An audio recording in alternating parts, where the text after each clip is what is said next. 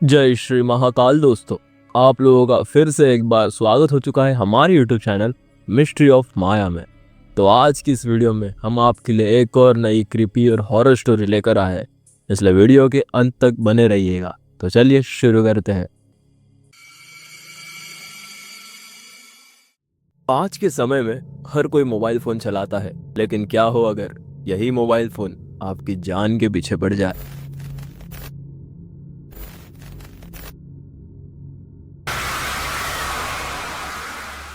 ये कहानी अभिनव की है, जो अपने बड़े भाई विजय के साथ रहता था। अभिनव अपना जीवन बहुत ही साधारण सा जीता, ना कोई फोन ना कुछ, केवल अपनी एक छोटी सी दुकान थी, उसी से गुजारा करता। अभिनव ने जब अपने आसपास लोगों को मोबाइल फोन चलाते हुए देखा तो इसने भी विचार किया कि अब मैं भी एक मोबाइल फोन खरीदूंगा। अभिनव तुरंत ही अपने घर आ गया। अभिनव अपना गुल्लक खोलता है, उसमें से उसे केवल 3,000 रुपये मिलते हैं। अब अभिनव सोचता है कि पैसे तो मिल गए, लेकिन 3,000 के आसपास कोई मोबाइल फोन आ पाएगा या नहीं, इसलिए वो अपने दोस्त रवि के घर चला जाता है।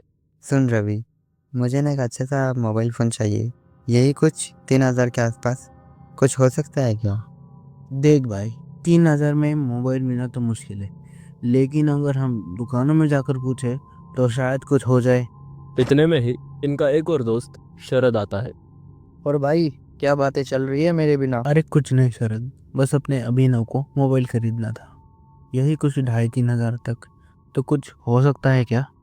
हाँ विनोद, तू एक काम कर, यहाँ पास ही में एक दुकान है जो सेकेंड हैंड फोन बेचता है, उससे बात कर ले, वहाँ पक्का मिल जाएगा। अच्छा, क्या बात कर रहा है? चल हम चलते हैं। नहीं यार, तू रवि को लेकर जा, मैं तो बाहर जा रहा हूँ, शाम को ही लौटूंगा। अभिनव और रवि शरद ने बताई हुई दुकान पर जब पहुंचते हैं तो क्या पाते हैं कि वो दुकान तो बंद हो चुकी है। छोड़ यार रवि, शायद मेरे नसीब में फ़ोन लेना है ही नहीं। चल हम चलते हैं। इतने में ही रवि को उसी मोबाइल की दुकान के पीछे एक और मोबाइल की दुकान सी कुछ दिखाई देती है। अरे अभिनव, वो वहाँ एक और दुकान है, चल वहाँ पूछ लेते हैं। ये लोग जब उस दुकान के पास पहुंचे तो ये दुकान कुछ पुरानी सी दिखाई दे रही थी, मानो कई साल पुरानी हो। अंकल, एक अच्छा सा सेकेंड हैंड मोबाइल फ़ोन दिखाइए जो कि 3,000 के आसपास हो। अंकल कुछ नहीं बोले, इनकी ओर देखने लगे। उसके बाद शोकेस से एक मोबाइल फोन निकालकर इनके सामने रख दिया। ये लो, ये सिर्फ 2,000 का है। अरे वाह अभिनव, ये ही ले ले, ये बेस्ट है और तेरे बजट से भी कम में मिल गया। हाँ यार रवि, तू सही कह रहा है, मैं यही ले लेता हूँ। अभिनव फोन खरीद कर अपने घर आ गया, लेकिन उसने ये बात अपने बड़े भाई विजय को नहीं बताई थी। लेकिन आज ही विजय भी कहीं बाहर जाने वाला था। सुनो अभिनव, मैं रात 8 बजे शादी में जाने वाला हूँ, तो मैं सीधा कल ही आऊँगा। अपना और अपने घर का ध्यान रखना। इतना सुन अभिनव मन ही मन खुश होने लगा, क्योंकि अब वो मोबाइल फोन बिना किसी चिंता के चला पाएगा। रात 8 बजे विजय भी शादी में जाने के लिए रवाना हो गया। अभिनव दरवाजा लगा देता है और अपने दोस्तों के साथ फोन पर बातें करने लगता है। इनकी बातें चलती ही रहती है। अब रात के करीबन 11 बज चुके थे। अभिनव फोन रख देता है। अब वो सोने के लिए जा ही रहा होता है, उतने में ही अभिनव के फोन पर एक अननोन नंबर से कॉल आता है।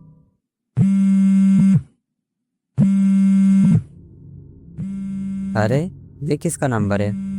मैंने अपना नंबर अपने दोस्त के अलावा किसी को दिया ही नहीं। कहीं भैया को पता तो नहीं चल गया? अभिनव कॉल उठाता है, लेकिन सामने से कोई जवाब नहीं आता। अभिनव कॉल काट देता है। अभिनव फोन रखने ही वाला होता है, उतने में ही उसी नंबर से फिर से एक बार कॉल आता है। अभिनव इस बार भी कॉल उठाता है। Hello hello. लेकिन इस बार सामने से किसी के रोने की आवाज आती है, और उसके बाद अचानक ही फोन कट हो जाता है। कौन है ये? लगता है कोई मजाक कर रहा है। फोन स्विच ऑफ कर देता हूँ। अभिनव फोन स्विच ऑफ करके सोने के लिए चला जाता है। अब रात के लगभग 2 बज चुके थे। अब वो फोन फिर से एक जोरदार वाइब्रेशन के साथ बजता है। अभिनव ये आवाज सुन झटके से उठता है और हैरान रह जाता है। अरे मैंने तो फ़ोन स्विच ऑफ कर दिया था। ये फिर से कैसे बजने लगा? अभिनव कॉल नहीं उठाता, लेकिन वो कॉल अपने आप ही पिक हो जाता है। अब अभिनव और भी ज्यादा हैरान हो चुका था, क्योंकि उस फोन से उसी औरत की रोने की आवाजें आ रही थी। अब अभिनव उस फोन के पास जाता है और उस फोन को जोर से जमीन पर फेंक देता है। अब वो आवाजें फोन से आनी बंद हो चुकी थी।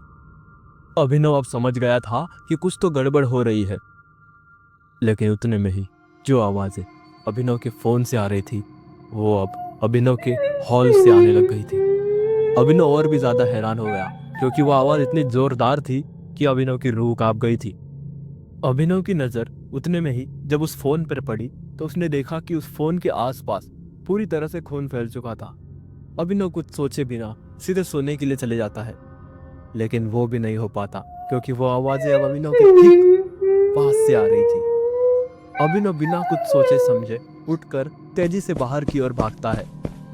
अभिनव जब हॉल में आया तो उसे कुछ दिखाई नहीं दिया, लेकिन उतने में ही अभिनव के पीछे से कोई तेजी से भागते हुए गया। अभिनव पीछे पलटा तो उसने क्या पाया कि अभिनव के घर के ही एक कोने में एक औरत बैठी है और वो जोर जोर से रो रही है। अब वो अचानक से खड़ी हो जाती है और उल्टे चलते हुए धीरे धीरे अभिनव के पास ही बढ़ने लगी थी। अभिनव तेजी से दरवाजे की ओर भागता है। बजरंगबली का नाम लेते लेते वो दरवाजा खोलने की पूरी कोशिश करता है, लेकिन दरवाजा नहीं खुलता है। अब वो औरत अभिनव के पास आकर अपना सर अभिनव की ओर घुमा देती है। अभिनव जोर से चीखता है और वही बेहोश हो जाता है। अभिनव अभी भी बेहोश ही था, लेकिन मानो अभिनव की आंखों के सामने एक जोरदार रोशनी आ गई और अभिनव के कानों में शंखनाद और राम राम गूंजने लगा, और उस औरत की रोने की आवाज अब और भी ज्यादा बढ़ चुकी थी। अब सुबह हो गई थी। अभिनव ने जब आंख खोली तो उसने अपने आप को बेड पर पाया। अब अभिनव का बड़ा भाई विजय भी आ चुका था। अरे अभिनव, जब मैं आया तो दरवाजा खुला था और तू बेहोश था। यह सब चल क्या रहा है? अभिनव ने पूरी बात अपने बड़े भाई विजय को बता दी। चल तू मेरे साथ उस दुकान पर, उसी ने कुछ किया होगा। ये दोनों जब वहां पहुंचे तो अभिनव के पैरों तले जमीन ही खिसक गई, क्योंकि वो दुकान वहां पर थी ही नहीं। ये दोनों दौड़कर उसके पड़ोस वाली दुकान में जाकर पूछते हैं, अंकल, आपकी दुकान के पीछे एक और सेकंड हैंड मोबाइल की दुकान थी, वो कहाँ चले गई? देखो भाई, मेरी दुकान यहाँ पर पिछले 5 सालों से है। यहाँ पर कोई दूसरी सेकंड हैंड मोबाइल की दुकान नहीं है। दुकानदार की ये बात सुन अभिनव पूरी तरह से हैरान रह जाता है। अभिनव अपने घर हनुमान जी की फोटो लेकर आता है और बार बार उनका धन्यवाद करने लगता है, क्योंकि उस रात जो कुछ हुआ उससे केवल और केवल बजरंगबली ने ही इसे बचाया था, वरना अभिनव की मृत्यु तो पक्की थी। अभिनव उस फोन को अब नदी में फेंक देता है। अभिनव अब अपना जीवन बहुत ही खुशी से जीता है, लेकिन ये आज तक पता नहीं चला कि वो जो कुछ भी हुआ वो सेकंड हैंड फोन के कारण हुआ था या फिर कोई छलावा था। आपकी क्या राय है हमें कमेंट सेक्शन में ज़रूर बताएं। अगर आपको ये कहानी पसंद आई हो और आपको ऐसी और कहानी देखना हो तो हमारे चैनल मिस्ट्री ऑफ माया को सब्सक्राइब ज़रूर कर लेना। हम आपके लिए ऐसे ही कहानी लेकर आएंगे। हम आपको मिलते हैं अगले वीडियो में, तब तक के लिए राधे राधे।